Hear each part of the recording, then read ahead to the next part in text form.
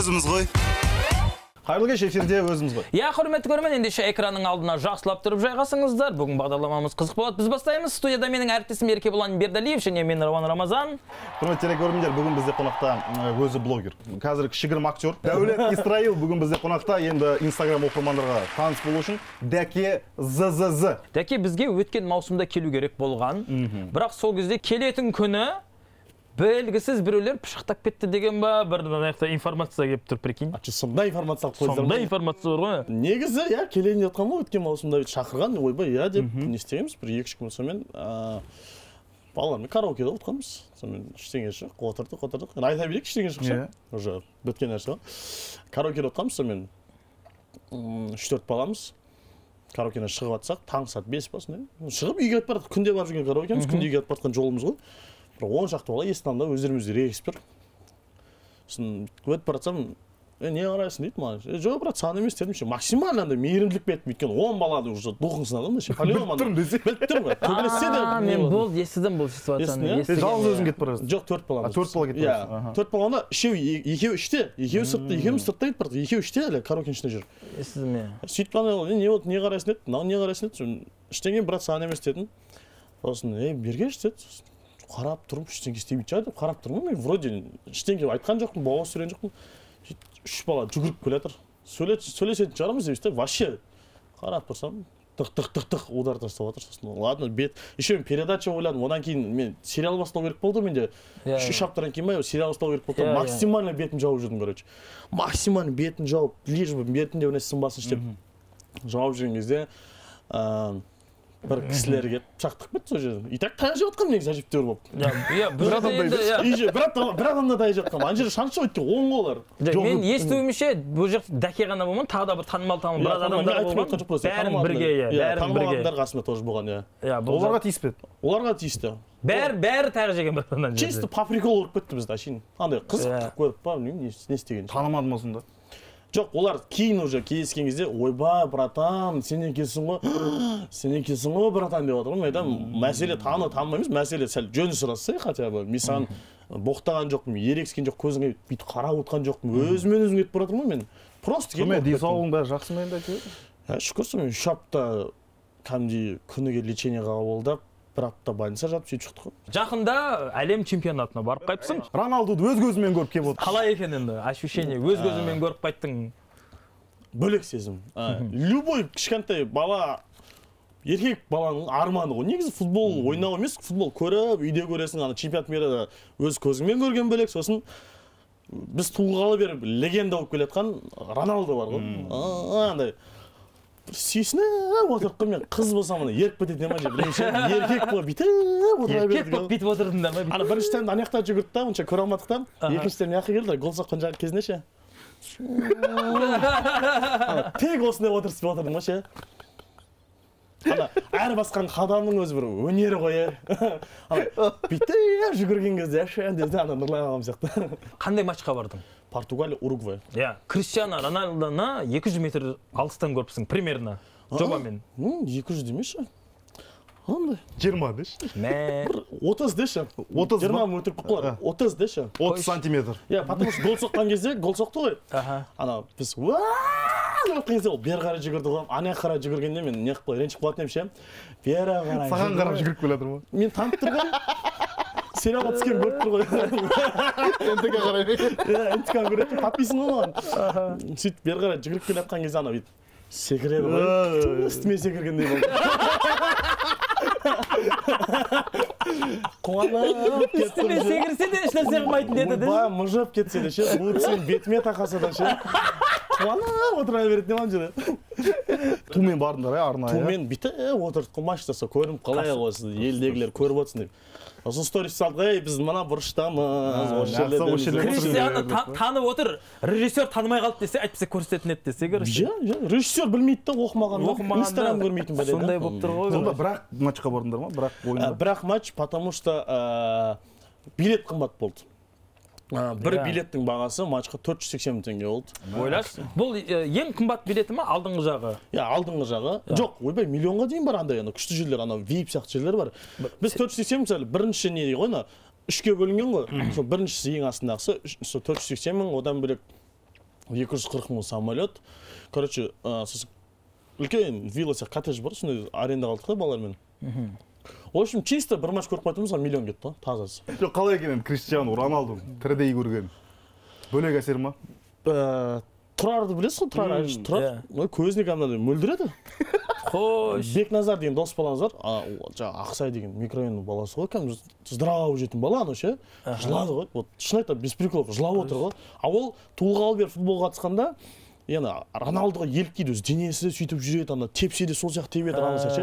Ана живой көрген кезде ана деп ана түрін көрсеңіздер, ана бека емес, бекош болып кетті ана түрі ше. Бірақ бөлек өте бөлек ән. В общем, аман-есен батып келдің ғой. Аман-есен батып әсер алдың. Әсер алдым. Енді жұмыс істейміз деп жатыр. Миллион дақтау керек Роналду. Енді осы чемпионатта кімге жанкүйерсің енді? Марокко.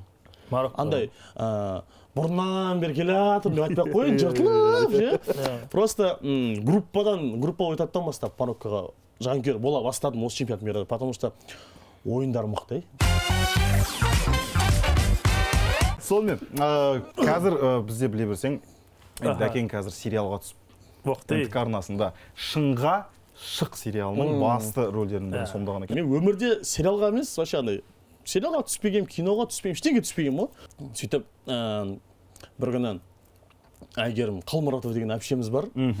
Сол кісі келеді, осыны сериал түсірейін деп жатырмын.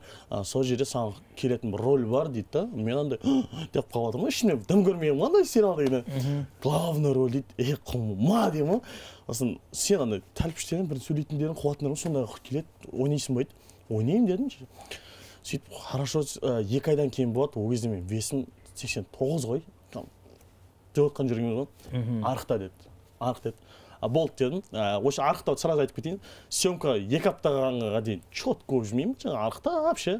2 аптаға кезде тастаймын өзімді.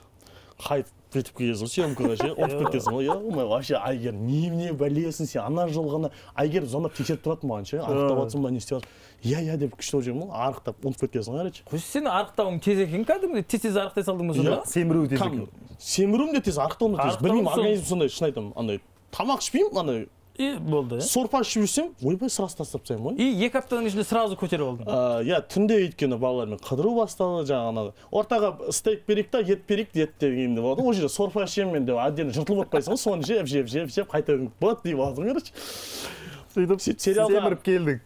Сериалға кастингсіз ешнәрсе болды. Кастинг болды, ойбай, кастинг болды. Кастингке де бардың ба? Кастинг falan анда істеді өздеріне проба ма дейді, камера басып кеткен ғой. Жабай дым көрмеймін ғой. Пробаға шақырады, офисқа барады. Қасыма жаңа бір қыздар алып келеді. Осы текстті береді, а мен кастингтен көрмегем, короче, проба деген көрмегем. Мына текстті оқы дейді. Че оқып адамға болмайды, ана, короче, пенәсер еді, қаршы еді. Кім режиссер еді? Режиссер деп сұрадым, андай. Күнде кино түсіп жүрген адамса, кім режиссер еді? Аян өтеп берген деді. Так, Аян өтеп берген деді, актер ғой дедім. Шөліп ете қалайын дедім. В прямом смысле ол братан өзі біледі. Сөйтіп, все, Аян өтеп берген режиссер. Сөйтіп, қасымда кім ойнайды дедім ғой, жалпы нағында. Кім ойнаймын өзі деп ше. Баян Мақсатқызы еді. Ау дедім. Баян Мақсатқызы деген. Мына кісі, елудегі әдемі әйел кісі ма дедім. Я деді. Ева дедім. Съемка 3 күн қалды. Читка деді. Читка деген бар екен. Ойысқа бардық. Ана же театральный актерлар, актрисалар Аян өтеп берген отыр. Бірінші рет кездесіп отырмын Аянмен. Мен мақтап берген. Айгерім Назым деген, Назым кино дейтін бар. Ана кастинг директор ше. Мақтап берген ғой. Ой, бай өлтіреді деп ше. Аналар сөйтіп. Мен Арман деген рөл болды. Арман бір нәрсе дейді ғой. Мен ана рөлге кіріп ойнауды ұмытып кеткен ғой. Я Назира дұрыс айтасың деп сөйтіп оқып жатырмын ғой. Аян бүйтіп қарап тұр ғой түрме ше.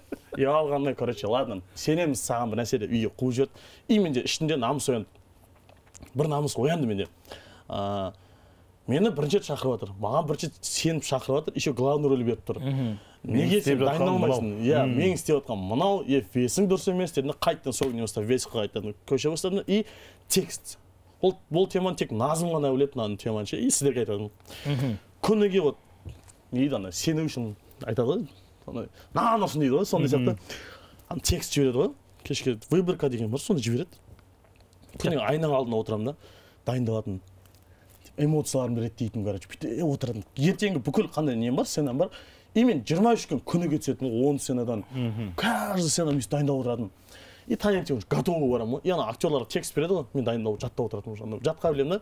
Сөйтіп кайфпен кіріп кеттім, сөйтіп Баян Мақсатқызымен танысу басталды. Мен андай съемочный площадкада ең настроениесі 5 адам мен деп кірем. Баян Мақсатқызы келді. Таппай қаласың өзің. Мына жерде отыр ғой, мына жерде ше. Бүйтіп қарап қоямын ана кісіге ше. Ал мен енді 23 күн бірге түсетін партнерім сол кісі да. Мен по-любому коннект ұстау керекпін. Деп қалғам, ана Әйгерім, сөйлесе дейді. Деп қоям ана. Сөйтіп бірінші сцена андай. Молодец дейтін сцена болды, короче. Ананың көзін ашыламай жатырмын. Сөйтіп. Можно заново деймін. Сөйтіп, короче, можно ана кісі. Дейді, маған неге ондай давление отқан айтып берейін ба? Бір осының алдында проектте бір қыз болған екен, короче, актриса қыз болған екен да. Баян Мақсатқызымен түсіп отқан. И ана қыз текстін жаттамай келген ана қыз ше. Тупите дей береді екен, короче. 8-ші дубльға кетіп қалған ғой. Мен де нервім ауырады, 8-ші дубль, 3-ші де нервім ауырады. Баян Мақсатқыз қайта шыдамын, 8-ші дубльға тұрып берген ғой. Ана қызға айтқан, текст жаттап келмейсің ба? Чё за непрофессиональный, кого вообще, наны или ана актриса іздемейсіңдер ме? Ұрысып берген ғой. Ана қыз жылап кетіп қалған. Те соны естіп алғансың. Мен соны естіп алғам ғой қазір. Екінші дубль болады ғой. Сөйтіп, екінші дубльға шығып келатсам, грим жағатыңыз бар ғой. Білмеймін қай жері қышығанын ше. Бүйтіп косметическісін алды да, әкеңіз еріңіз кеуіп кетті ғой, помада жағып берейін дейді. Ойбай деді, ана өзі чёрт, съемка көрмейсің, ерін деп тұрмын ғой. Бүйтіп жағып береді да. Сөйтіп, начали дейді, кіріп барсам, ерін өртеніп баратыр ғой, мына жерлерім ашып жатыр ғой. Ойнап бітіремді, ерім сөйтсем ана мятный помада, ана өзі білмеген ғой, еріне жара шығайын деп, быт-шыт қылым. Зарып кеткен десе ерін. Сонымен Баян Мақсатқызымен 23 күн түстім, мен мамам болды ол кісі, мен көп сөйлейді ол кісі анай, қатал, анай түрі, образ сондай болса, стервозный деп ойлайды да, вообще наоборот қой. Құрметті көрермен, бізде қазір аздаған жарнама, жарнамадан кейін әңгімемізді әрмен қарай жалғастырамыз. Өзіміз ғой. Құрметті көрермен, біз жарнамадан оралдық. Бұл өзіміз ғой бағдарламасы. Бүгін бізде студияда қонақта Дәулет Исраил, Дәке, ЗЗЗ. Қалай ыңғайлы? ЗЗЗЗ деген өлең бар ғой. ЗЗЗ-ның тарихын айтып берейін ба? Онша емес па? 2 меттік тарихын айтып берейін, бірақ меттік. Ана жол, короче, біреу айтады, ЗЗЗ деп, ННН-нің қайталап алғасын ба дейді да. Мен сол кезде миыма келді, ема бір деген ғой деп ше. Сходство бар екен ғой. Ондай емес қой менікі, короче. Мен Толончикаста, Инстаграм ашылып келген кезде Толончикаста, бізде 11-ші класс оқитын Асхат дейтін бала болатын. Ана красавчик бала еді, качок ана бойында ше. И байқамен жүретін, білмеймін кімнің байқасы екенше, ана қазіргі дельфинчик бар ғой. Сондаймен жүреді ше. И качалкаға барады. Ана басқа колледжден, универдің қыздар келіп Асхатпен сөйлесе, жүреді, ана Асхат красавчик, короче, краш ше. Осында қашан осындай болады екен деген ниет қой. Инстаграм аштында Дәулет дедім, шықпады, Исраил дедім. Мен класста Дәке дейтін ғой, Дәке дедім да. Асхат сияқты болсам ғой дедім да. Асхат Инстаграм, Асхат нижний превод ЗЗЗ еді ғой. Асхат сияқты болам дедім да. Дәке нижний превод ЗЗЗ болса екен, ашып аласың. Шүкір, крашпыз қазір, актер Шүкір. Байқа бар ма? Байқадан да күштісі бар. Жаңағындай колледж универдің қыздар тоже келіп жүр. Ниет еттім, Құдай берді ғой деп, дұрыс емес қолдансаң. Рауна, Дәкең бизнес, қазақша бизнес Түркияда фильмге түскен екен. Оның алдында. Бірақ ол кинода сені көрмедік. Мен өз өзімді көрмедім. Түсірілім демеш, пожалуйста. Түсірген деші. Түсірчик қалай болды деші. Айта бере. Вайн деш десе. Вайн ұза қарап қой. 6 секундік вайндар болады еді бұнда десең. Турцияға барамын, жаңа бизнес съемкасы бар. Мен вообще съемкаға түсуге емес. Енді. Мен Алматыда Жахан Тұралиев ағам кіммен таныстырады? Нұрлан ағамен. Есінде де таныстырады. Есінде танысам, сөйтем, Нұрлан аға айтады Жахан. Мынау монтаж күші істейді, осындай өзі мобилар неден шығып жатқан кез ғой. Монтаж күші істейді, телефонға бірге алып берейік Турцияға ұнайды. Нұрлан аға, дейді, сонымен короче бір күн аламыз, давай кет, Турцияға кетіп қалдым. Менде түсуге деген ойда жоқ. Мен чисто жаңағыдай Инстаграмға Жахан ағамен Нұрлан аға Инстаграм жүргізуге барамын, көмектесуге барамын. Өзім менде 100 мың ба, 200 мың подписчик бар, көбіміз. Екеуін Инстаграм күнде бір нәрсе түсіріп жүремін, мобилов болды, сондай болып түсіріп жүремін, бірақ мен кайфовать етіп жүрмін, жұмыс ретінде емес, мен андай кайфовать етіп қастарын жүріп мен андай айтып тұрмын кезінде Нұрлан аға казахи дейін мен андай ютубтан көріп сөйтіп фанат етіп жүрген бала мен қазір қасында отырдым да и мен соны ләззаттанып жұмыс істеп жүрмін да сөйтіп жүрдім сөйтіп PlayStation ойнайды екен Нұрлан ағам сөйтіп жақан айтқан ғой мен бір очкам білесіз ғой Дәулет деген ғой иә қатты ойнайсыз деген құлма деген ғой шақыршы деген ғой а мен басқа гостиница жатырмын Нұрлан аға ойнайын деп жатыр сен мен деген білесің ғой не бар соны киіп шығасың ғой фыр киінемін да Нұрлан аға гостиница тұрамын екеуміз ойнаймыз по приколу айтады егер бүйтіп айтады егер қазір сен мені ұтсаң дейді бизнес показывать кино 10 секунд саған беремін дейді ойбай дедім ойнасақ ойнайық дедім ойнап отыр ойнап 2-2 81-80 минут 2-2 сөйтіп 90 плюс бір біле дегенде гол саламын ғой 3-2 қалмай ұттым ана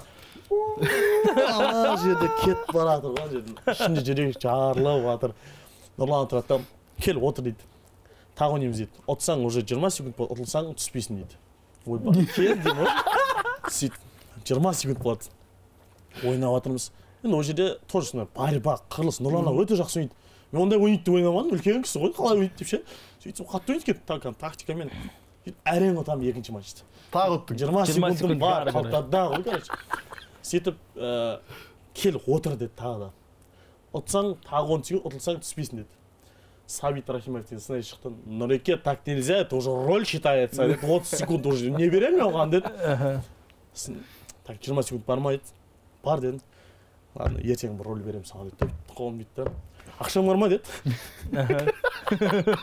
бар дедім каждый матч 100 доллар ойнайсың ба деді мен на фон тауып отқан шығар дедім ойнадық сөйтіп Нұрлан аға қазір маған 700 доллар қарыз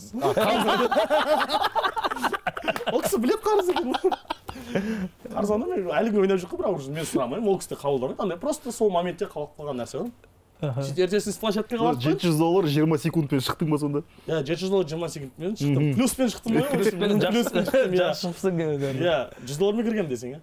Сөйтіп ертесі съемка болып, андай төр бермейсің ғой.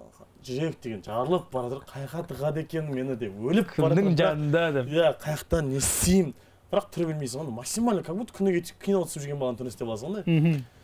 Инстаграмға сторис салдым, пост салдым. Нұрлан аға рахмет осыны. PlayStation ойнағанымыз тоже салып қойдым. Нұрлан аға рахмет осыны үлкен площадка түсіріп жатыр. Қазақстандағы адамдар ше шулап жатыр. 1 сағатта 1001 бөлек комментарий алып кеткен. Вау жатыр. Сөйтіп Нұрлан ағаға айтамын. Сізге қараңыз қазір мен қаласында қандай поддержкам бар екенін қараңыз деймін да. Соны бір пост салады. Посттан ішкі деймін, пост салады. Комментарийіне жаудырамын деймін ғой. Дәкеге рахмет, лучше ойнап шығады деп. Там типа 24 сағатта 5001 бөлек комментарий жинап беремін ғой. Типа Дәкеге рахмет алған үшін десем. Нұрлан тұрады да. Сайтке Дәкеге бір рөл берші деді. Жүректен кетіп қалған ғой, бетті бояп жатыр ғой жаңағы, бетті бояп шашы кіс болып қой.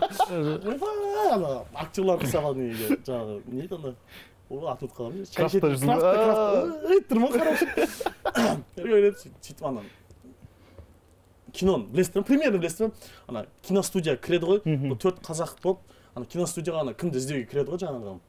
Түрік актер. Түрік актер іздеуге. А мен сол жерде қазақ бала болып шығу керек боламын. Қазақ бала, мына жақта ол деп ше, короче, сондай рөл ғой маған. Сен болу керексің негізі? Иә, сол. Жоқ, ол жаңа студенттер ол басқа. Ол басқа ма? Жаңа жерде бір 10 секунд түскен ғой негізі мен.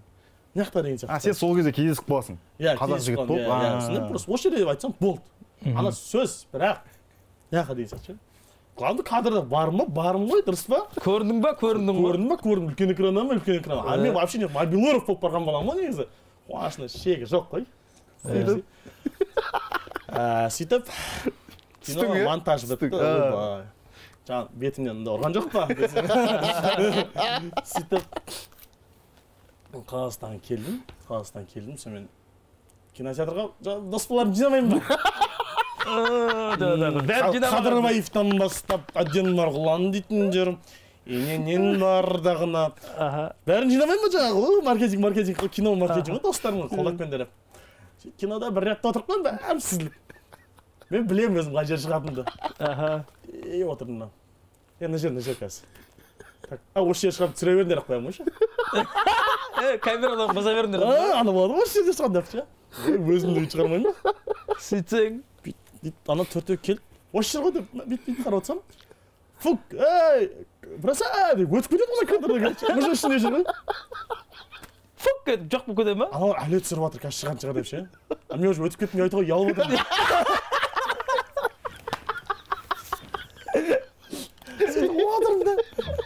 отырмын. всегда күліп жатамын ғой өтіп кетті ме болды түсірмейсіңдер ма жаңа көрдіңдер ма деп байқамай қалдым деп прикол қылып жібердім короче шығамын тұрмын ағып кеткен ғой ана өзім сезіп жүрмін ағып жатқанын ше сөйтіп нұрлан ағамен келіп амандасам нұрлан аға сен қаяқтасың дейді нұрлан кесіп тастап ғой деймін дос балалардың бәрін жинап келмей ма блогерларды жаңағы жақсы ғой стористарын жаңағы қаншама адам береді мен нұрлан алдамайды шынайы ғой дәулет мен кінәм жоқ дейді монтажды мен көрген жоқпын оны ануар матжанов істеген дейді да ануар матжанов балқұй кесіп либо ол жер кадр керек емес болған хромға сыймаған дейді да типа ол әдейі ойбай осыны кесейік осы жаман түсіп деген ниет емес мүмкін бір нәрсе керек емес шығар болған ол жерде иә құрметті көрермен дәл осындай көңіл нодада біз бағдарламамызды аяқтаймыз рахмет көп өзімізге бағдарламасы тек қана бізді көріңіздер дәке рахмет келгеніңе сау болыңыздар кайф